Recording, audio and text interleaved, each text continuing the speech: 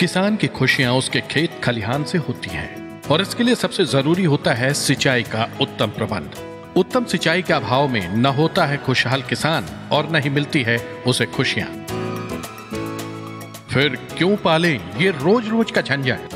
क्यों न लगाए एक ऐसा पाइप जिसकी विश्वसनीयता पर करे देश भरोसा। जी हां, कीर्ति पाइप, जो देता है आपको सर्वोत्तम भरोसा।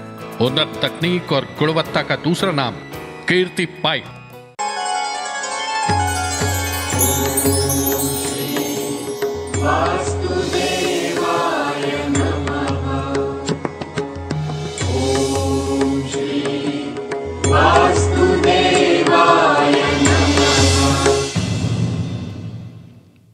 ब्रेक के बाद आप सभी का एक बार फिर से बहुत बहुत स्वागत है हमारे खास कार्यक्रम वास्तु ज्ञान में। आज हम बात कर रहे हैं बेडरूम के बारे में। हर किसी का सपना होता है कि उसका एक सुंदर सा प्यारा सा आशियाना हो, उस आशियाने में उसका एक प्यारा सा बेडरूम हो जिसमें वो आराम फरमा सके, अपने परिवार के सदस्यों के साथ चैन के साथ सुकून के साथ रह सके। लेकिन ऐसे में बहुत जरूरी है कि वास्तु के नियमों का भी ध्यान रखा जाए, क्योंकि अगर आप वास्तु के अनुसार अपना बेडरूम नहीं बनाएंगे या फिर अपने घर का कोई भी हिस्सा नहीं बनाएंगे तो इसका नतीजा ये भी हो सकता है कि वास्तु दोष हो, और वास्तु दोष आपके जीवन को बहुत ज्यादा बुरी तरीके से प्रभावित कर सकता है। ऐसे में बहुत जरूरी है कि अगर आप अपना बेडरूम बना रहे हैं या अपना घर बना रहे हैं तो उसमें वास्तु के नियमों का खास तौर पर ख्याल रखा जाए। तो आइए अब अपनी चर्चा को आगे बढ़ाते हैं। आचार्य जी, ब्रेक में जाने से पहले आपने हमें बताया था कि हमें सिर किस तरफ रख के सोना चाहिए और पैर किस तरफ रख के सोना चाहिए। एक छोटा सा सवाल आपसे पूछना चाहते हैं। कोई कहता है कि दरवाजे की तरफ पैर रख के सोना चाहिए, कोई कहता है कि दरवाजे की तरफ पैर नहीं रखने चाहिए, तो इनमें से कौन सी बात ठीक है?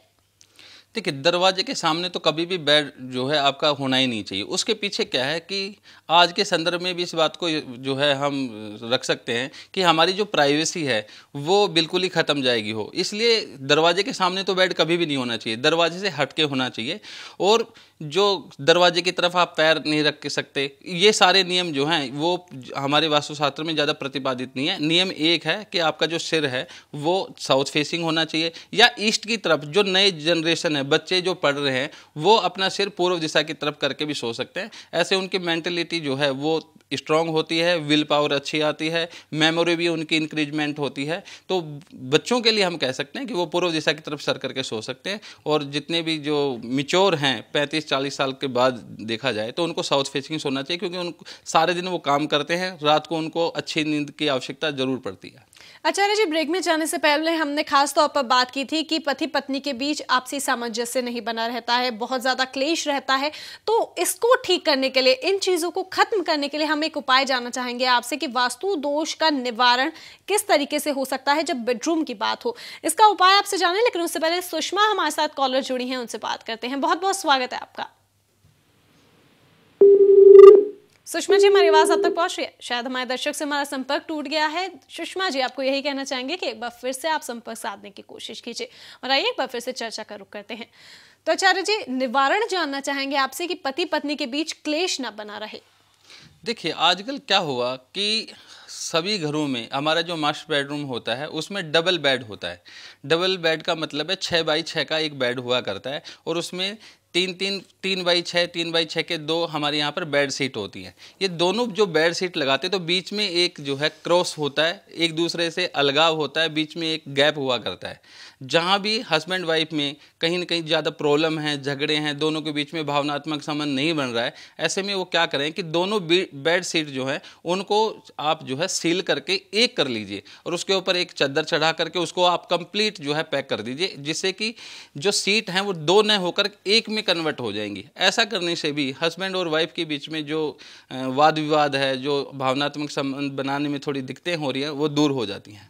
तो यानी कि पति पत्नी के बीच टकराव ना हो, इसके लिए भी ये बहुत अच्छा उपाय है कि आप अपने बेड के जो गद्दे हैं उनको सील दें, ताकि बेड के बीच में अलगाव ना हो। वो जो लाइन बनी रहती है, दोनों पोर्शंस अलग हो जाते हैं, वो अलग नहीं होंगे, क्योंकि वो भी एक वास्तु दोष का कारण बनते हैं आपकी बेडरूम की वजह से।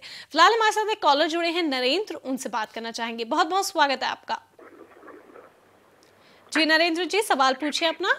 हेलो जी, सवाल पूछिए। हेलो नरेंद्र जी, आपकी आवाज हम तक पहुंच पा रही है, आप सवाल पूछिए अपना। आपकी बिल्कुल मंदी आ रही है मैडम, आवाज नहीं आ रही है। जी, अपना सवाल पूछिए, आपकी आवाज हम तक आ रही है।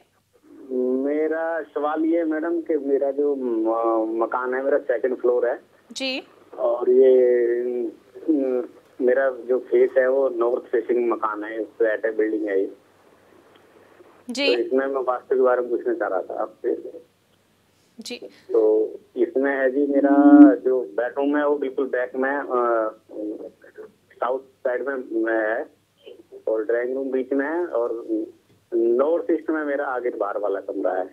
जी, हम आपको भी इसके बारे में बताते हैं। तो जो दिशाएं इन्होंने आचार्य जी बताई हैं, क्या वो ठीक है या फिर कोई वास्तु दोष है? देखिए, जैसा आपने बताया कि आपका नॉर्थ फेसिंग है और लास्ट में आपका साउथ वेस्ट में ही आपका मास्टर बेडरूम है, नॉर्थ ईस्ट में आपने जो है एक कमरा बना रखा है और बीच में आपका ड्राइंग हॉल है, तो ये वास्तु दोष नहीं है। एक चीज़ ज़रूर है कि ज़्यादातर जो फ्लैटों में हमने देखने को मिलता है कि कोई भी जो फ्लैट है वो स्क्वायर या रेक्टेंगल नहीं हुआ करता, कोई न कोई डायरेक्शन जो है बालकोनी के रूप में कट जाती है, जिसके कारण से फ्लैट का जो पूरा हमारा जो एरिया है वो 220 गज का फ्लैट हमारे पास है, 120 का है, 80 गज का है, जो एरिया कवर करके हमें दिया गया है वो स्क्वायर या रेक्टेंगल नहीं रहता। इस वजह से कोई डायरेक्शन घट गई है या बढ़ गई है, उसके कारण कोई दोष जरूर हो सकता है, अन्यथा अंदर का जो आपने बताया है वो सारा यथा स्थान पे है, उसके कारण से कोई दोष नहीं है। तो उम्मीद करते हैं नरेंद्र जी, जो आचार्य जी ने आपको उत्तर दिया है उससे आप जरूर सेटिस्फाई हुए होंगे। आचार्य जी, अब समय हो चला है हमारे दर्शकों से विदा लेने का। आप अपना कीमती समय निकालकर हमारे स्टूडियो में आए, उसके लिए बहुत बहुत शुक्रिया आपका।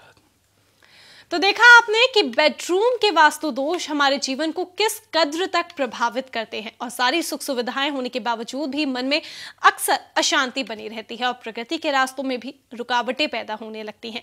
इसीलिए जरूरी है कि जब भी हम अपने घर के सभी हिस्सों का निर्माण करवाएं तो वो वास्तुशास्त्र के अनुरूप करें, ताकि आपका पूरा परिवार वास्तु दोष मुक्त रह सके और आपके घर में सकारात्मक ऊर्जा का प्रभाव बना रहे। खैर, आज के लिए बस इतना ही। अगले हफ्ते आपसे फिर होगी मुलाकात, तब तक के लिए दीजिए इजाजत। नमस्कार।